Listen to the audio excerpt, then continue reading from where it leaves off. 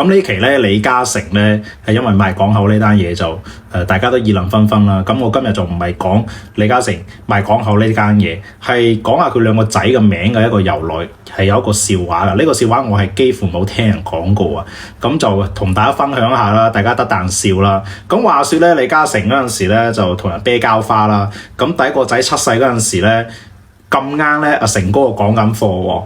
咁咧大家知道啤膠花咧佢係好慘㗎，要企起身壓落去㗎嘛。咁咧就身水身汗，就着住件工衣喺度啤膠花啦。咁嗰陣時咧佢老婆生咗仔喎，有人就通知佢啦，話：喂，成哥啊，你老婆生仔啊，要喺身份證嗰度咧要寫佢叫咩名好啊。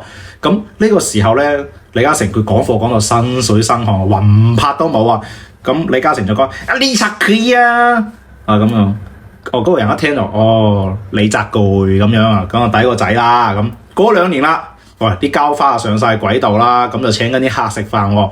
咁咧又有人過嚟同佢講話：阿成哥啊，你老婆生咗第二個仔啊！身份證今次又寫咩啊？